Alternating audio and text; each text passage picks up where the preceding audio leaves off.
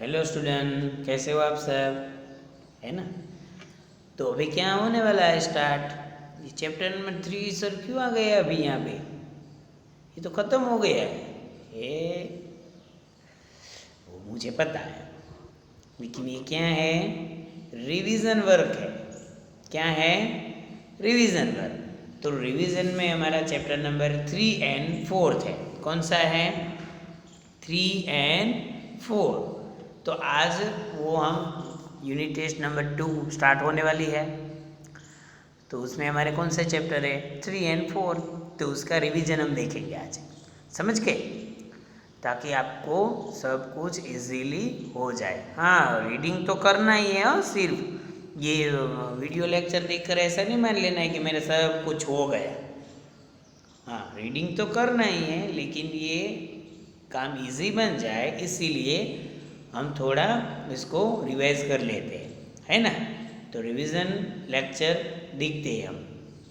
उसमें हम chapter number 3 की थोड़ी बातें करेंगे, उसके क्वेश्चन आंसर, उसके मीनिंग्स, एमसीक्यू, भाषा संसार, एंड चैप्टर नंबर 4 उसके मीनिंग, उसका भाषा संसार, उसके क्वेश्चन आंसर, एमसीक्यू, वो सब हम देख लेंगे, ताकि आपका सब कुछ हो जाए एक लेक्चर में। बड़ी बात है ये तो, है ना। तो देखते हैं हम घड़ी का इतिहास। तो घड़ी का इतिहास में हमने देखा था कि भाई प्राचीन काल में लोग समय का अंदाज़ा कैसे लगाते थे। फर्स्ट पैराग्राफ में वो आया था ना कि भाई सूर्य की गति को देखकर वो लोग समय का पता लगाते थे कि अभी इतना टाइम हुआ होगा। ये फिक्स नहीं था, हुआ होगा ऐसा था। इतना टाइम है, उतना टाइम है, वो है, ये है, तो उसके हिसाब से सब अपना अपना काम करते थे। यहाँ तक कि समुद्र में जहाज पर यात्रा करने वाले व्यापारी भी सूर्य की रोशनी देखकर समय का पता लगाते थे। वो लोग भी इसी तरह चलते थे। समय का पता कैसे लगाते थे? सूर्य की गति को देखकर, सूर्य की रोशनी को देखकर उन लोगों को पता चलता था कि इतना टाइम हुआ है बस।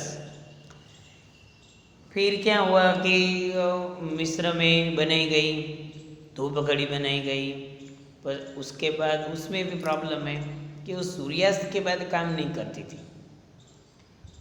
फिर क्या हुआ कि ज़रूरत आ पड़ी कि भाई जल्दी से जल्दी कुछ घड़ी तो बनानी होगी।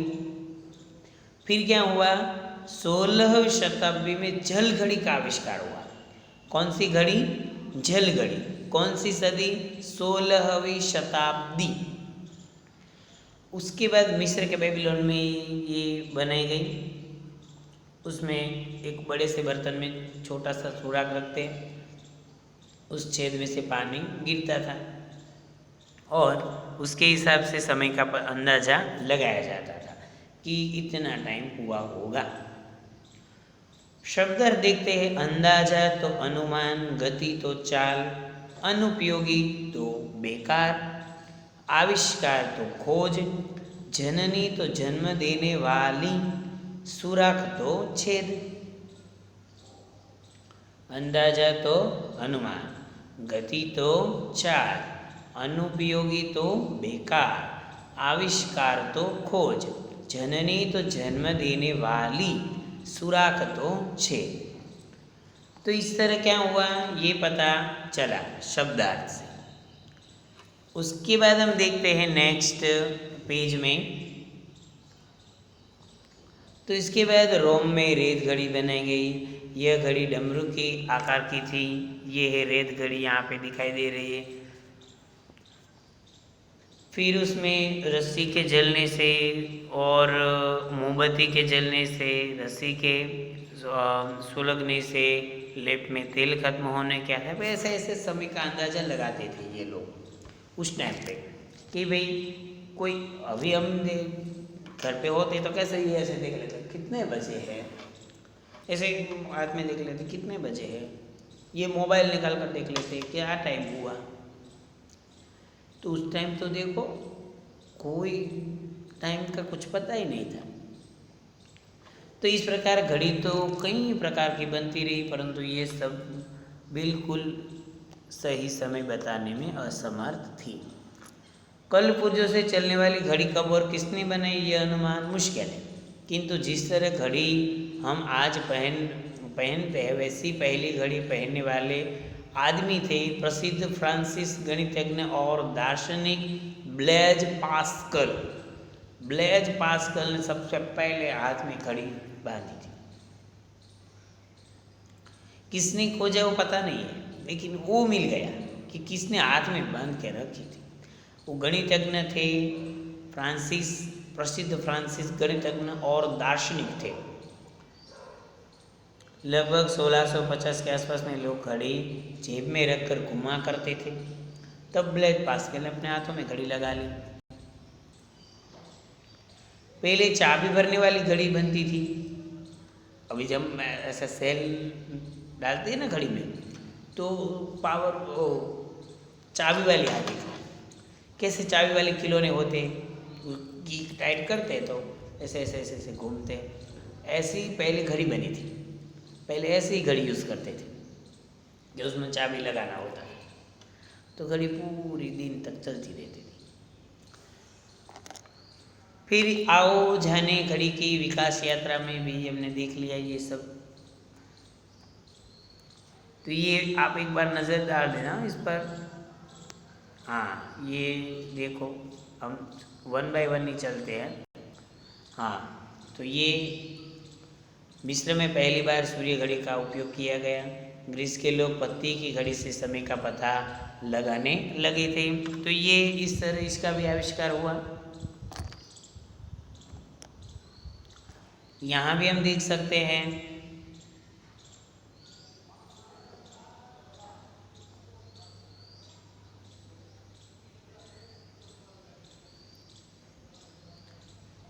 फिर ये आया। तो ये घड़ी का पूरा इतिहास है। विश्व में कुछ घड़ियाँ ऐसी हैं जो अपनी विशेषताओं के लिए प्रसिद्ध है। अमेरिका में एक ऐसी घड़ी बनाई गई थी जो 5 बार नमाज पढ़ने वालों के लिए समय विशेष ध्वनि निकालती थी। लंदन के संसद भवन में विंगवेन वॉच के नाम से एक ऐसी घड़ी रखी है जो प्रति घंटे जीसस क्राइस्ट के 4 उपदेश पर पटल पर अंकित कर देती थी। देखो, भारत में जोधपुर, याद रखना है आपको, ये एमसीक्यू में कई लोग गलती करते। जोधपुर में एक ऐसी घड़ी रखी जो इतना मधुर संगीत सुनाती है कि लोग मंत्रमुग्ध हो जाते हैं। देखो, फिर तो ये परमाणु घड़ियाँ भी आ गई। उपग्रह गुरुत्वाकर्षण की भी उसमें कुछ असर नहीं होती ऐसे। तो देखो, ध्वनि तो मतलब है आवाज़, अंकित मतलब छपना, उपग्रह मतलब ग्रह या तो सैटेलाइट, गुरुत्वाकर्षण यानी धरती की चुंबकीय शक्ति जो में धरती पर जकड़ कर रखती है, तो उसको बोलते हैं धरती की चुंबकीय शक्ति, है ना। ऐसी है शक्ति जिसके पास, ये पृथ्वी के पास, तो हमें वो पकड़ कर रखती है इस तरफ। तो ये यहाँ पे हो गई घड़ी की बात। शब्दार्थ भी हमने देख लिए। अंदाजा मतलब अनुमान, गति मतलब चाल, अनुपयोगी मतलब बेकार, आविष्कार मतलब खोज, जननी मतलब जन्म देने वाली, सुराख मतलब छेद। तो ये यहाँ पे हो गए शब्दार्थ। दूसरे शब्दार्थ है ध्वनि तो आवाज़, अंकित मतलब छपना, उपग्रह मतलब ग्रह सैटेलाइट, गुरुत्वाकर्षण मतलब धरती की चुंबकीय शक्ति। तो ये यहाँ पे हो गया ये पूरा चैप्टर का रिवीजन, वो भी हमने देख लिया। आपको डिटेल में भी पढ़ना है अभी। हाँ, तो ये देखो, बोलने की बारी का फर्स्ट क्वेश्चन है कि प्राचीन काल में लोग बिना घड़ी के अपना काम कैसे चलाते होंगे, सोचकर बताइए। तो प्राचीन काल में लोग सूर्य की गति देखकर समय का अंदाजा लगाते थे और उसी के अनुसार अपना कार्य करते थे। प्राचीन काल में लोग समय का अंदाजा कैसे लगाते थे? तो प्राचीन काल में लोग सूर्य की गति देखकर समय का अंदाजा लगाते थे और उसी के अनुसार अपना कार्य करते थे। जल घड़ी का आविष्कार कब हुआ? तो जल घड़ी का आविष्कार 16वीं शताब्दी में हुआ था। जल घड़ी सबसे पहले मिस्र के बेबीलोन में बनाई गई थी। हमारे तो एमसीक्यू ही होंगे, लेकिन सब कुछ देखेंगे तब पता चलेगा ना। ऐसे ही एमसीक्यू करके हम कभी कभी पढ़ते ही नहीं हैं कि ये तो इजी है, हो जाएगा, लेकिन एग्ज़ाम में कुछ होता नहीं है, फिर दिक्कत आती है। तब हम सोचते हैं कि थोड़ा पढ़ लिया होता तो अच्छा होता, लेकिन तब क्या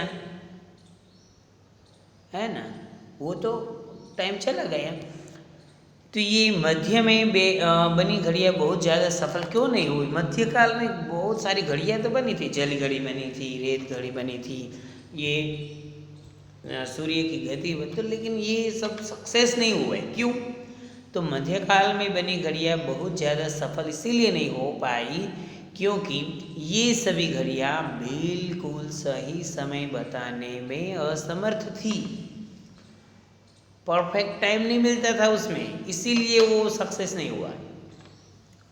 परमाणु घड़ी की क्या विशेषता है? तो परमाणु घड़ियों की यह विशेषता है कि ये उपग्रहों की स्थापना के काम आती है तथा इन पर तापमान, गुरुत्वाकर्षण और वायुमंडल के दबाव का कोई प्रभाव नहीं पड़ता।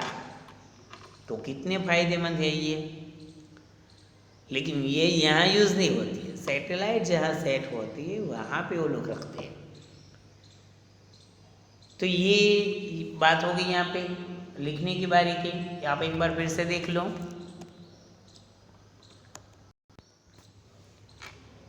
तो पता चलेगा आपको भी, लिखने की बारी, बोलने की बारी है ना।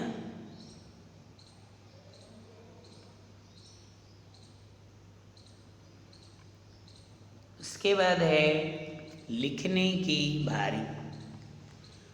प्राचीन काल में व्यापारी समय का पता कैसे लगाते थे? तो प्राचीन काल में व्यापारी समय का पता सूर्य की रोशनी देखकर लगाते थे। सूर्य की रोशनी देख लेते थे कि इतना धूप है तो इतने बजे होंगे,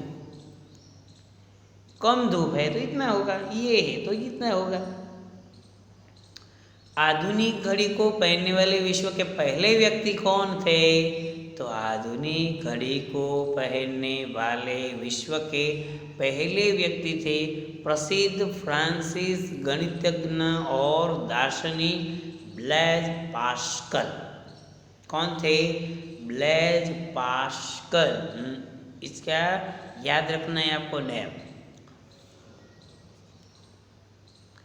क्वार्टर्स घड़ियों की क्या विशेषता है? तो क्वार्टर्स घड़ियाँ ऑटोमेटिक तथा इलेक्ट्रॉनिक घड़ियाँ हैं। क्वार्टर्स एक प्रकार का क्रिस्टल है जिसमें स्थायी रूप से यांत्रिक गुण उपस्थित रहते हैं। क्वार्ट्ज घड़ी सेकंड के 1,00,000वें हिस्से को भी नाप सकती है। घड़ी के आविष्कार से मनुष्य को क्या लाभ हुआ? कितने सारे लाभ हुए। तो घड़ी के आविष्कार से मनुष्य को यह लाभ हुआ कि उसने समय के अनुसार चलना सीखा तथा समय का आदर करते हुए सफलता की सीढ़ियों की ओर लगातार बढ़ता चला गया। तो ये काम कैसे हुआ कि घड़ी के आविष्कार से हुआ। हम समय के साथ चलना सीख गए, क्योंकि समय के साथ तो चलना ही होगा, वो तो सबसे बड़ी बात है ना। बिना टाइम के आप चलोगे तो क्या होगा? आपको ही नुकसान होगा, किसी और का नुकसान होगा नहीं, क्योंकि हम चलते हैं तो नुकसान भी हमारा ही होता है। दूसरे चलते हैं तो दूसरों का नुकसान होगा। फिर आगे देखते हैं हम यहाँ से, सही उत्तर पर चिन्ह लगाइए। MCQ हो गए ये तो MCQ, जल घड़ी का आविष्कार सर्वप्रथम कहाँ हुआ? मिस्र के बेबीलोन में। जल घड़ी का आविष्कार मिस्र के बेबीलोन में हुआ। कैलकुलेटर का आविष्कार किन्हें माना जाता है? तो ब्लेज पास्कल को। देखो ब्लेज पास्कल दो जगह पे आ गए। फर्स्ट कहाँ आए थे? हाँ, सबसे पहले घड़ी पहनने वाले, और कैलकुलेटर भी उन्होंने बनाया। मधुर संगीत सुनाने वाली घड़ी भारत के किस नगर में रखी गई है? जोधपुर में सर। अब तो ये दिमाग में घुस गया, ये जीके के लिए भी काम लगेगा। जीके का भी ये क्वेश्चन है, ये कैलकुलेटर का आविष्कार है, वो भी जीके का क्वेश्चन है, तो वो ऐसे काम लगता है हमें कहीं ना कहीं। तो ऐसे हमें ध्यान रखना चाहिए कि जल घड़ी का आविष्कार मिस्र के बेबीलोन में, कैलकुलेटर का आविष्कार ब्लैक पास्कल, मधुर संगीत सुनाने वाली घड़ी जोधपुर में। रेखा खींचकर ये आप देख लो। 1657 में पहली पेंडुलम घड़ी का निर्माण, 1868 में पहली रिस्ट वॉच का आविष्कार, 1902 में पहली ओमेगा रिस्ट वॉच बनी, 1977 में पहली वाटर रेसिस्टेंट घड़ी का निर्माण, 1946 में पहली पतली घड़ी का निर्माण, और 1957 में पहली इलेक्ट्रॉनिक वॉच का निर्माण। देखो, ये आ गया हमारे भाषा संसार की बात। तो दिए गए विशेषण की अवस्थाएं लिखिए। ये तो प्रिय तो प्रियतर प्रियतम, सुंदर तो सुंदरतर सुंदरतम, गुरु तो गुरुतर गुरुतम, लघु तो लघुतर लघुतम, अधिक तो अधिकतर अधिकतम। फिर ये प्रत्यय लगाना, दोस्त तो दोस्ती, पहाड़ प्लस ही तो पहाड़ी, विज्ञान प्लस ही तो वैज्ञानिक, प्रयोग प्लस ही तो प्रायोगिक। उचित उपसर्ग लगाना है यहाँ पे, उप प्लस स्थित तो उपस्थित, अवता समर्थ असमर्थ, विवता शेष विशेष, प्रवता गति प्रगति, प्रवता सिद्ध प्रसिद्ध, विवता देश तो विदेश, प्राचीन तो नवीन, उपस्थित तो अनुपस्थित, आदर तो निरादर, सूर्योदय तो सूर्यास्त, धरती तो आकाश, उच्चतम तो न्यूनतम। तो ये हो गए हमारे यहाँ पे दिए गए शब्दों के बाद। ये भी हमने रखा है, Martin Cooper, Albert Johnson, Isaac Merritt Singer, Nikola Tesla, Alan MacMaster Hubert. ये सब कुछ एग्जाम में नहीं आने वाला। ये सतरंगी रचनात्मक गतिविधियाँ नहीं है, तो सिर्फ देखने के लिए है। भाषा संसार आएगा, चैप्टर पढ़ना है, मीनिंग्स देखने हैं, क्वेश्चन आंसर, MCQ एंड भाषा संसार, इतना देख लेना आप लोग, समझ गए। और उस टाइम हमने टेस्ट दी है, तो हमें पता ही क्या क्या आता है, क्या क्या नहीं करना है, क्या हम करना है। ओके, सतरंग रचनात्मक गतिविधियाँ तो हम नहीं रखते। तो ये थी बात यहाँ पे हमारी।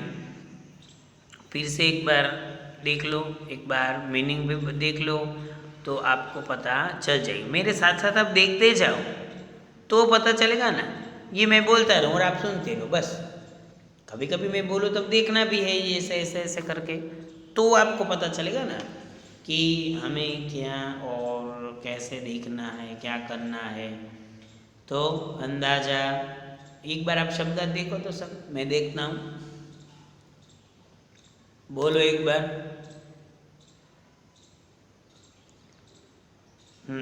अंदाजा तो अनुमान, गति तो चाल, अनुपयोगी तो बेकार, आविष्कार तो खोज, जननी तो जन्म देने वाली, सुराख तो छेद, ध्वनि तो आवाज, अंकित तो छपना, उपग्रह तो ग्रह सैटेलाइट, गुरुत्वाकर्षण तो धरती की चुंबकीय शक्ति। तो ये बात यहाँ पे हमारा चैप्टर नंबर 3 की बात जो है वो ख़त्म होती है, घड़ी का इतिहास। अब आप सबको भी याद रह गया होगा, तो देखते हैं ना। तो अब हम देखते हैं चैप्टर नंबर 4, है ना। तो चैप्टर नंबर 4 में क्या आता है, क्या है वो भी हम देख लेंगे। पृथ्वी को चढ़ा बुखार, वो है उसमें, तो उसका भी हम देख लेते हैं, तो वो भी हमें पता चल जाए। जो चैप्टर नंबर 4 की बात करते हैं हम, कि पृथ्वी को चढ़ा बुखार।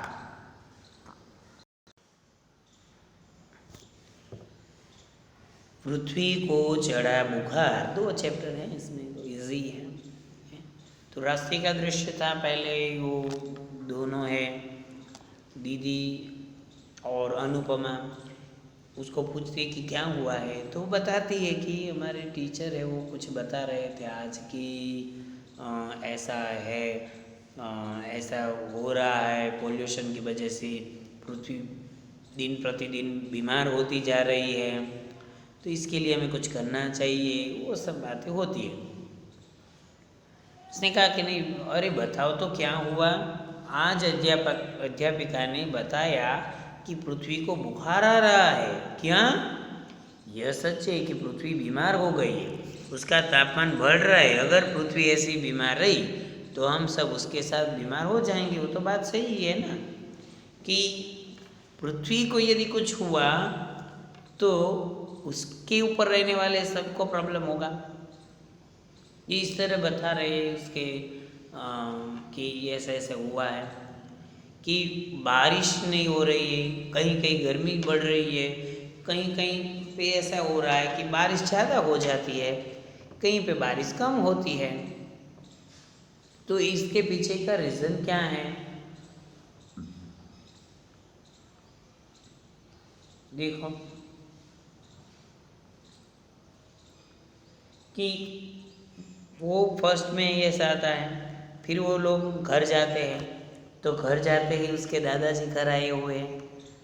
दादाजी को देखकर लोग खुश हो गए, होना भी चाहिए ना, घर में बड़े लोग हैं तो उसका आदर सत्कार देना चाहिए। और ये तो अभी गांव से आए हैं, तो उसको भी उसकी इच्छा होगी ना इतनी कि मेरे बच्चे कैसे होंगे, क्या है वो है, ये होता है।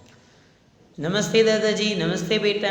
फर्स्ट पेज में हमने देख लिया ना कि वो दोनों है, वो उसमें आपस में संवाद होते हैं कि पृथ्वी ऐसी हो रही है, तापमान बढ़ रहा है, कि दादाजी है वो बोलते हैं नमस्ते बेटा, दादाजी आप कैसे हो? बेटा मैं तो ठीक हूँ, परंतु गाँव का हाल बहुत बुरा है। देखो अभी दादाजी भी वही बात पे अटके हुए हैं कि गाँव का हाल बुरा है, मतलब क्या?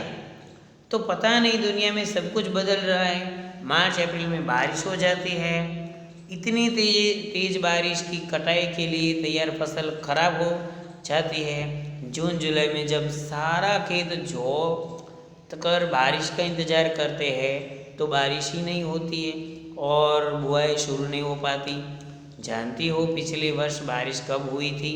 सितंबर में। कुछ समझ नहीं आता कि क्या हो रहा है। ऐसे में मौसम के अनुसार के बिना कोई खेत कैसे कर सकता है? देखो तो दिन प्रतिदिन मौसम बदल रहा है। मार्च अप्रैल में गर्मी होती है, लेकिन तब कभी कभी बारिश हो जाती है। जब बारिश का वक्त है तब बारिश नहीं होती है, तो प्रॉब्लम होता है। तो इस तरह ये बात यहाँ पे बता रहे हैं हमें, कि आज हमारे अध्यापिका भी वही बता रही थी कि ऐसा ऐसा ऐसा कुछ हो रहा है।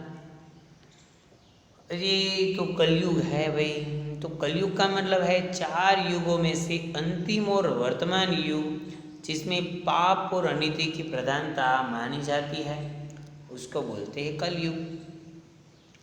सतयुग था, द्वापर था, त्रेता युग था और ये कलयुग। तो ये दादाजी तो धार्मिक बातें होती है, आध्यात्मिक बातें होती है, उसमें बोलते हैं कि ये कलयुग आ गया है अभी।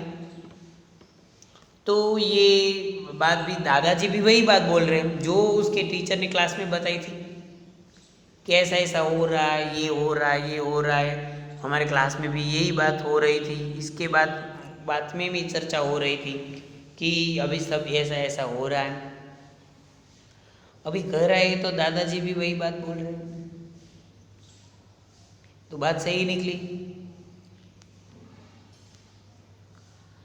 अच्छा बेटा चलो सब खाना खा लेते हैं, बातें तो होती रहेंगी। माँ बोलती है कि भाई खाना खा लेते हैं, उसमें बातें तो होती है। न्यूज़ चैनल स्टार्ट किया है। नमस्ते, मैं हूं अदिति मुखर्जी। अब सुनिए इस न्यूज़ चैनल की तेज तरार खबरें। ऑस्ट्रेलिया में भारी बाढ़ आने से जान माल का काफ़ी नुकसान हुआ। देखो, न्यूज़ में भी वही बात हुई, स्कूल में भी बात हो गई भाई, घर पे भी वही बात हुई और न्यूज़ में भी वही बात हो रही है। तो कहीं दादाजी कहीं भी असमय की बारिश से भारी बाढ़ आ जाती है। पानी शहर के अंदर घुसने से लाखों लोगों को जीव संकट में पड़ जाते हैं और कहीं बूंद बूंद के लिए तरस रहे और कहीं प्रलय मचा हुआ है। देखो, यहाँ पे हमें बता रहे हैं कि ऑस्ट्रेलिया में भारी बाढ़ आने से जान माल का काफ़ी नुकसान हुआ। तो ये बारिश है, हम बोलेंगे कि सर बारिश तो अच्छी नहीं है, बारिश तो होनी चाहिए, लेकिन कैसे होनी चाहिए? अपने काम के हिसाब से होनी चाहिए और समय के हिसाब से होनी चाहिए। जब बारिश का मौसम हो तब बारिश हो तो अच्छी बात है, लेकिन अभी ठंडी का मौसम है, गर्मी का मौसम है, उसमें बारिश आए तो क्या होगा? नुकसान होगा ना। तो देखो, वैज्ञानिक भी इस समय की बारिश से हैरान है। वैज्ञानिकों को भी कुछ पता नहीं चलता है कि क्या हो रहा है ना, कि ये कुदरत का खेल है ये सब। और उसमें पॉल्यूशन सबसे बड़ा पार्ट है कि वातावरण में पॉल्यूशन इतना फैल गया है कि गर्मी दिन प्रतिदिन क्या हो रही, बढ़ती जा रही है। तो उसके लिए सबको पहले तो ध्यान रखना पड़ेगा। ट्रैफिक के जो रूल्स है ट्रैफिक के, वो फॉलो करने पड़ेंगे। वृक्ष को काटना नहीं है। कंपनी और कारखाने वालों को भी पोल्यूशन का ध्यान रखना पड़ेगा, तो ही फायदा होगा, वरना कुछ नहीं। तो ये बात यहाँ पे बता रहे हैं कि नदियों का जल स्तर बढ़ने के हो रहा है। गंगोत्री का हिम नद पिघलने लगा है। देखो, भारत में समाचार में गंगा नदी का हिमनद है, कुछ पार्ट ऐसा होता है हिमालय के कुछ नदियों में कि वो पूरा बर्फीला रहता है, लेकिन वो धीरे धीरे धीरे धीरे पिघल रहा है। तो पिघलने से तो सर फायदा नहीं होगा, पानी ज़्यादा मिलेगा। पिघलने से क्या होगा, एक साथ पानी आ जाएगा। तो जहाँ से नदी गुजरती है, मान लो कि उसका एरिया इतना है, अभी ज़्यादा पानी आ गया तो एरिया क्या हो गया, बढ़ गया। तो इतना एरिया है तो यहाँ पे आसपास में सब लोग रहने लगे होंगे, तो वहाँ सब जगह पे पानी को घुस जाएगा। ये प्रॉब्लम होता है।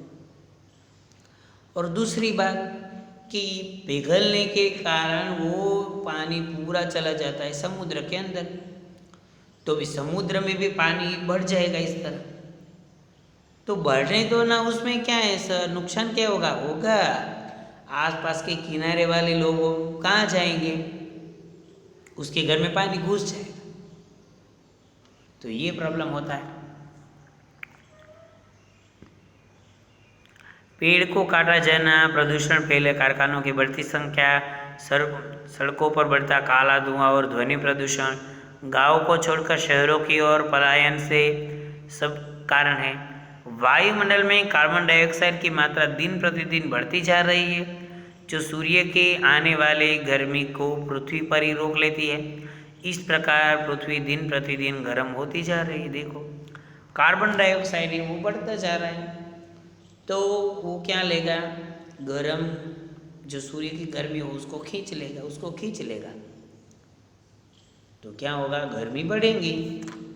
तो इस तरह गर्मी है वह दिन प्रतिदिन बढ़ती जा रही है। इस प्रकार यदि वृक्षों को कटने से नहीं रोका गया तो हम कई प्रकार के प्राकृतिक संकटों का सामना करना पड़ सकता है। देखो, प्रलय, विनाश, भारी संहार। गंगोत्री, गंगा का उद्गम स्थान। पापा आप ऑफिस से आते हैं, आप कैसे, पिताजी, बेटा मैं ठीक हूँ, फिर वो लोग भी बातें करते हैं। तो ये बात है यहाँ पे, संकल्प यानी प्रतिज्ञा, आवश्यकता अनुसार यानी कि जरूरत के अनुसार, आवश्यकता के अनुसार ही हमें सब कुछ खर्च करना चाहिए, बिजली पानी वो सब। ऐसे ही सब जाने दे जाने दे जाने दे जाने दे, तो क्या होगा? नुकसान हमारा ही होगा। वो बात भी सही है। तो ये भी यहाँ पे बात बता रहे हैं कि चलो हम भी कुछ काम करते हैं। तो ये लोग मिलकर क्या करते हैं, एक पौधा लगाते हैं, वृक्ष लगाते हैं, तो फिर से सुंदरता आ जाएगी। तो पेड़ पौधे लगाने चाहिए, ज़्यादा से ज़्यादा लगाने चाहिए, क्योंकि पेड़ पौधे हैं वह धरती की सुरक्षा करेंगे। तो ये जो बात है उसमें हमने ये सब देख लिया। तो ये बात हमें याद रखना है, MCQ इसमें से देखना है, मीनिंग्स इसमें से देखना है। अभ्यास, बोलने की बारी। अनुपमा किस बात को लेकर उदास थी? तो अध्यापिका द्वारा यह बताने पर कि पृथ्वी को बुखार आ रहा है तथा उसका तापमान भी बढ़ रहा है। अगर पृथ्वी ऐसे ही बीमार रही तो लोग भी बीमार पड़ सकते हैं। इन सब बातों को सुनकर अनुपमा उदास थी। पृथ्वी लगातार क्यों गर्म हो रही है? तो वायुमंडल में कार्बन डाइऑक्साइड की मात्रा दिन प्रतिदिन बढ़ती जा रही है, जो सूर्य से आने वाली गर्मी को पृथ्वी पर ही रोक लेती है, जिस कारण पृथ्वी गर्म हो जा रही है। देखो, पृथ्वी को सुंदर और स्वच्छ बनाने के लिए हमें क्या करना चाहिए? तो पृथ्वी को सुंदर और स्वच्छ बनाने के लिए सभी प्रकार की वस्तुओं का उचित प्रकार से प्रयोग करें। पेड़ों को काटे नहीं, बल्कि अधिक से अधिक पेड़ लगाएं और उनकी देखभाल भी करें। पौधे को पानी क्यों देना चाहिए? तो बिना पानी के पौधे मुरझा जाएंगे, हरे भरे नहीं रह पाएंगे, इसीलिए पौधों को पानी देना पड़ता है। और वो सबसे बड़ी आवश्यकता भी है, पौधे को पानी देना बहुत ज़रूरी है, वरना तो बेचारे मुरझा जाएंगे। पृथ्वी को बुखार आ रहा है, इस कथन का क्या अर्थ है? पृथ्वी को बुखार आ रहा है, इस कथन का अर्थ है वृक्षों के कटने के कारण पृथ्वी का तापमान निरंतर बढ़ता जा रहा है। मौसम परिवर्तन का मुख्य कारण क्या है? मौसम परिवर्तन का मुख्य कारण है पेड़ों का काटा जाना, प्रदूषण फैलते कारखानों की बढ़ती संख्या, सड़कों पर बढ़ता वायु और ध्वनि प्रदूषण तथा लोगों का शहरों की ओर पलायन। वायुमंडल में कार्बन डाइऑक्साइड की मात्रा दिन प्रतिदिन बढ़ती जा रही है, जो सूर्य से आने वाली गर्मी को पृथ्वी पर ही रोक लेती है। इन्हीं कारणों से मौसम में परिवर्तन हो रहा है। वैज्ञानिक किस बात से परेशान है? तो वैज्ञानिक असमय की बारिश से परेशान है। उनके अनुसार यह सब पृथ्वी के जलवायु के बदलने का प्रमाण है। हिमानद पिघलने के कारण शहरों के लिए खतरा बढ़ता जा रहा है। नदियों के जल स्तर बढ़ने के भी संकेत आ रहे हैं। तो इस तरह ये भी पिघलने लगा है, जल स्तर बढ़ता जा रहा है और ये सब परेशानियां होंगी। पहले आप लिखने की बारी देख लो, बोलने की बारी देख लो फर्स्ट।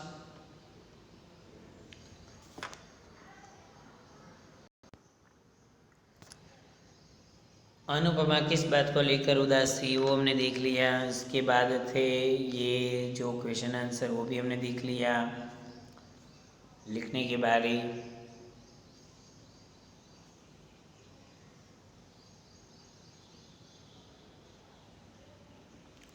अब है MCQ। गांव में हालत खराब है। तो अनियमित बारिश के कारण न्यूज़ चैनल के अनुसार कौन से देश में बाढ़ से जान माल का काफ़ी नुकसान हुआ था? ऑस्ट्रेलिया में। वायुमंडल में कार्बन डाइऑक्साइड गैस बढ़ने से क्या होता है? गर्मी बढ़ती है। हमें प्रतिवर्ष कितने पेड़ लगाने चाहिए? तो 10। तो ये बात हो गई यहाँ पे कि MCQ। गांव में हालत खराब है तो अनियमित बारिश के कारण न्यूज़ चैनल के अनुसार कौन से देश में बाढ़ से जान माल का काफ़ी नुकसान हुआ? ऑस्ट्रेलिया में। वायुमंडल में कार्बन डाइऑक्साइड गैस बढ़ने से क्या होता है? गर्मी बढ़ती है। हमें प्रतिवर्ष कितने पेड़ लगाने चाहिए? तो 10। तो ये बात यहाँ पे हो गई।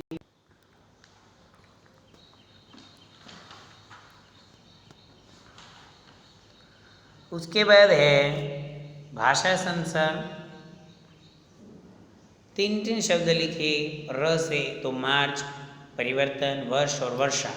रू प्रकृति, पृथ्वी, वृक्ष और कृषि। र वाले प्रलय, प्रकार, प्रकाश, प्रतिदिन। ज वाले इंतज़ार, अंदाज़ा, जहाज और मज़ा। फ वाले काफ़ी, बर्फ, ऑफिस और फारसी। महीने के नाम लिखने हैं यहाँ पे। जनवरी, फरवरी, मार्च, अप्रैल, मई, जून, जुलाई, अगस्त, सितंबर, अक्टूबर, नवंबर और दिसंबर। उसका तापमान बढ़ रहा है तो पृथ्वी के लिए है। तुम इतनी उदास क्यों दिखाई रही हो? तो अनुपमा के लिए है। चलो मैं भी तुम लोगों की मदद करता हूँ, दादाजी के लिए। उसे बहुत चोट लगी है, पृथ्वी के लिए। नमस्कार, मैं हूँ अदिति मुखर्जी, न्यूज़ चैनल की उद्घोषक के लिए।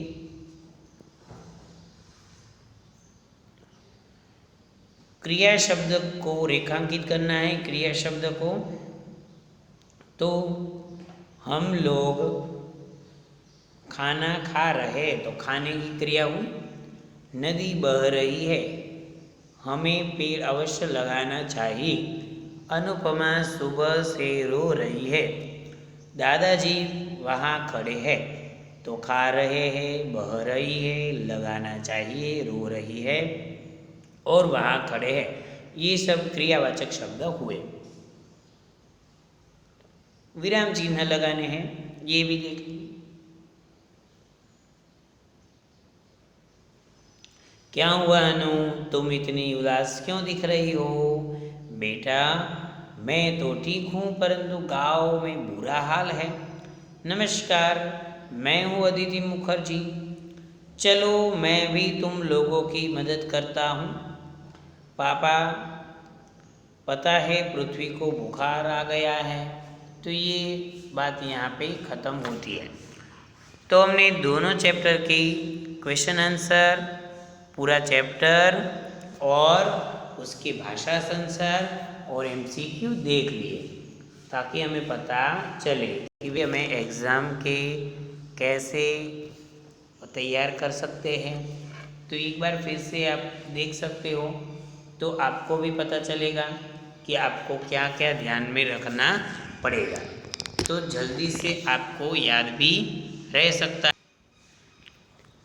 तो ये यहाँ पे बात हमने देख ली, आप भी देखते जाओ तो आपको भी पता चलेगा कि आपको क्या करना है।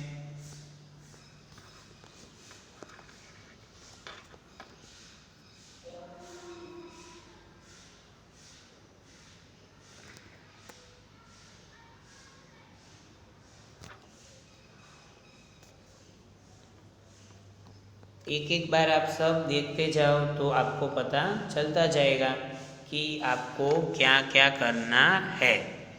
तो समय के साथ आपकी तैयारियां भी हो जाएगी।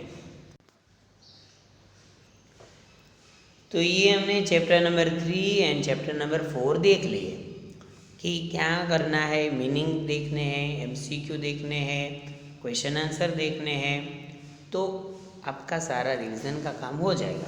चैप्टर नंबर 3 में हमने क्या देखा?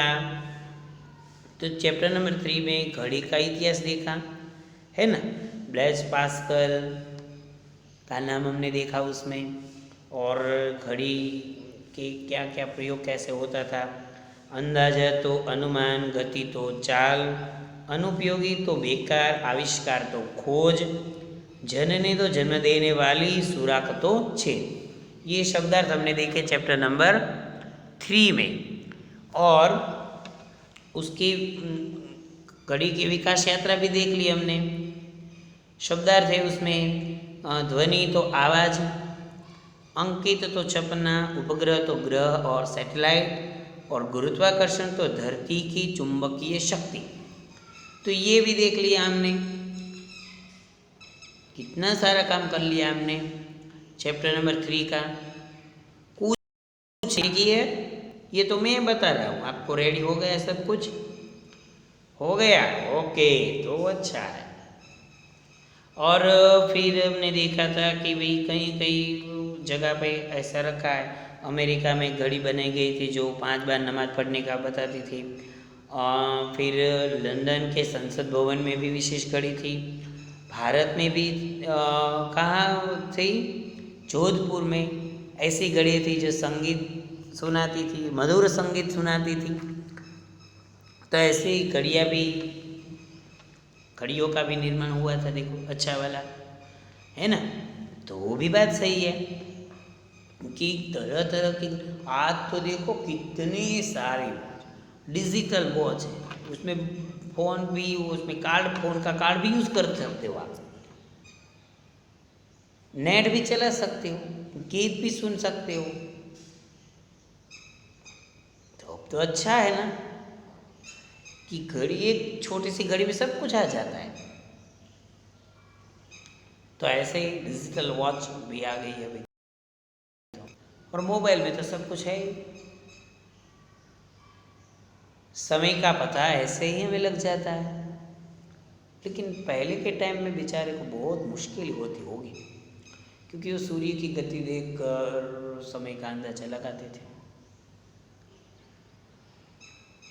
फिर जल घड़ी का आविष्कार हुआ, फिर ऐसे घड़ी आई, फिर ऐसे घड़ी आई, फिर ऐसे घड़ी आई। तो उन सब से धीरे धीरे करके समय का पता चलता गया। और क्वेश्चन आंसर भी हमने उसमें देख लिए सारे। जल घड़ी का आविष्कार सर्वप्रथम तो मिस्र के बेबीलोन में, कैलकुलेटर का आविष्कार ब्लेज पास्कल, मधुर संगीत सुनाने वाली घड़ी जोधपुर में। उसके क्वेश्चन आंसर देखे, भाषा संसार भी देख लिए, है ना। भाषा संसार भी देखा हमने, क्वेश्चन आंसर भी देख लिए, और उसमें जो रेखा खींचकर वो भी बात हमने देख ली।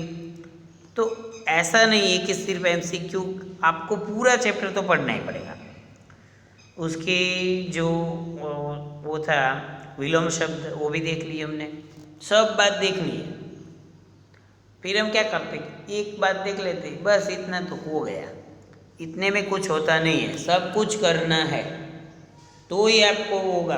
फिर क्या होगा, फिर सोचोगे एग्जाम में, यार ये एक MCQ मैंने देख लिया होता तो अच्छा होता, ये पेज मैंने नहीं पढ़ा नहीं इसलिए मुझे 2 MCQ नहीं आए। तो ये सोचना है। तो फिर क्या करना है, पहले से ही सब कुछ देख लेना है। पृथ्वी को चढ़ा बुखार में भी हमने देख लिया कि अनुपमा जो है वो काफ़ी टेंशन में है, और उसके जो अध्यापिका है वो बताते हैं कि पृथ्वी को बुखार चढ़ा है। वो अपनी दीदी को बताती है, घर आते हैं दादाजी को बताते हैं, सारी बातें होती है ऐसे कि ऐसे ऐसे माहौल हो रहा है, सब जगह पे ये है, पोल्यूशन की वजह से ये हो रहा है, असमय की बाढ़ आ जाती है, बारिश आ जाती है, कई जगह पे पानी की बूंद नहीं गिरती, और कई जगह पे ऐसी इतनी बारिश होती है कि नाव लेकर घूमना पड़ता है। तो ये बात यहाँ पे हुई हमारी कि पृथ्वी को चढ़ा बुखार, पृथ्वी को बुखार है, कार्बन डाइऑक्साइड फैल रहा है, पोल्यूशन बढ़ रहा है, गर्मी दिन प्रतिदिन बढ़ती जा रही है, तो उसकी वजह से ये सब हो रहा है ना। तो ये कारण है कि पृथ्वी को बुखार आ गया है। दादाजी भी वही बात बता रहे हैं कि भाई गांव में भी ऐसा प्रॉब्लम है, असमय की बारिश हो जाती है, और न्यूज़ चैनल में भी अदिति वो सब बताती है कि ऐसा ऐसा ऐसा ऐसा हो रहा है। तो अनुपमा भी ये बताती है कि हमारे टीचर ये बताते थे कि अभी माहौल इतना है कि पृथ्वी को दिन प्रतिदिन बुखार आ रहा है। तो ये तो अच्छी बात नहीं है ना। तो ये बात यहाँ पे होती है कि पृथ्वी को चढ़ा बुखार।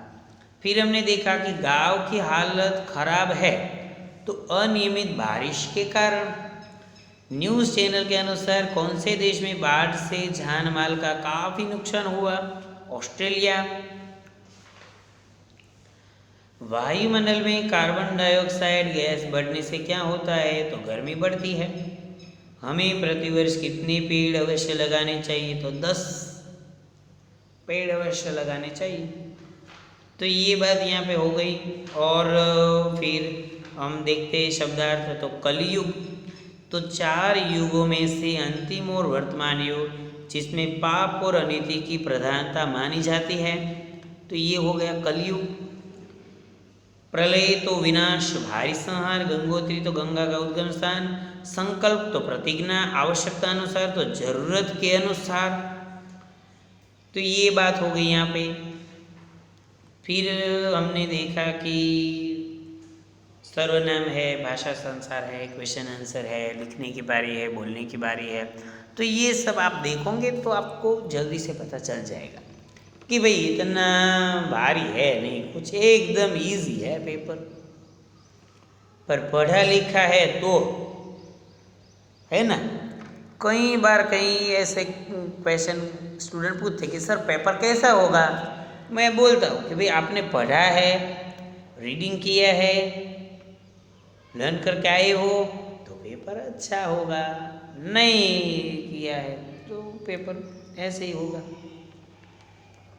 तो ये बात यहाँ पे होती है। क्वेश्चन नंबर देख लेना आप लोग, चैप्टर नंबर 3 और 4 का सब कुछ देख लेना। रिवीजन में हमने देखा है, लेकिन फिर भी आप एक बार देख लेना तो आपका सारा काम हो जाएगा। क्योंकि बार बार एक ही बात देखोगे तो वो इजी हो जाएगा, दिमाग में से हटेगा नहीं, है ना। जब तक हम रखना चाह रहे तब तक रहेगा। तो रखना है ना आपको, एग्ज़ाम देनी है ना आपको, तो पढ़ना ही है, पढ़ना ही है, पढ़ना ही है ना। तो एग्ज़ाम के लिए सबको बेस्ट ऑफ लक। और आप लोग रीडिंग करोगे मुझे पता ही है। और 25 MCQ आपको देखने ही है, सब में टिक मार करना है। MCQ में जल्दबाजी नहीं चलती है, एकदम आराम से देखो, पूरा MCQ पढ़ो, उसके जो MCQ ऑप्शन है वो भी देखो।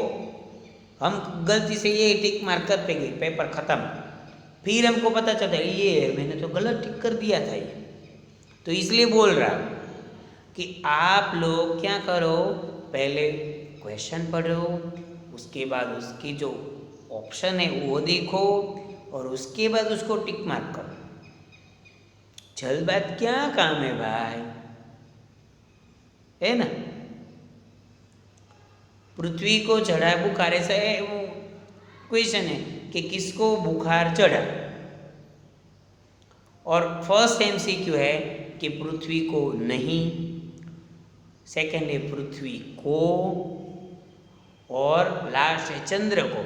तो फर्स्ट MCQ में आप क्या करोगे, ये आपको देख लिया, पृथ्वी देख आपने टिक मार्क कर दिया, लेकिन उसमें क्या लिखा है कि पृथ्वी को नहीं हुआ पढ़ना भूल गए, तो आपका आंसर होगा रॉन्ग। ये बात है, मैं ये बता रहा हूँ कि MCQ में जल्दबाजी करना नहीं, आराम से सोच कर लिखो।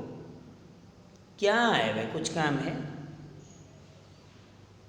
पेपर टिक मार करके स्क्रीनशॉट बनाकर भेजना है, उसके सिवा को और कुछ काम है?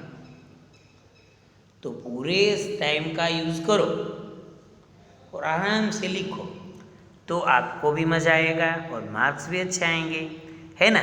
ओके, तो सबको फिर से best of luck and goodbye. तो आप सबको देख लेना है एक बार, फिर से लड़ाई है हमारी MCQ के साथ। हम देखेंगे chapter number 3 and chapter number 4, सारे MCQ देख लेंगे, पूरा चैप्टर एक बार देख लेंगे, 4 भी देख लेंगे, क्वेश्चन आंसर, MCQ, भाषा संसार, मीनिंग, सब कुछ। तो कुछ बाकी रहेगा नहीं। क्या रहेगा बाकी? सिर्फ पेपर अटेंड करना बाकी है भाई। हमारा तो सब कुछ हो गया। ये पेपर आया और हमने ये फटाक से कर दिया। लेकिन क्या सोचना है? आराम से पेपर लिखना है, जल्दबाजी नहीं। तो goodbye and thank you, best of luck.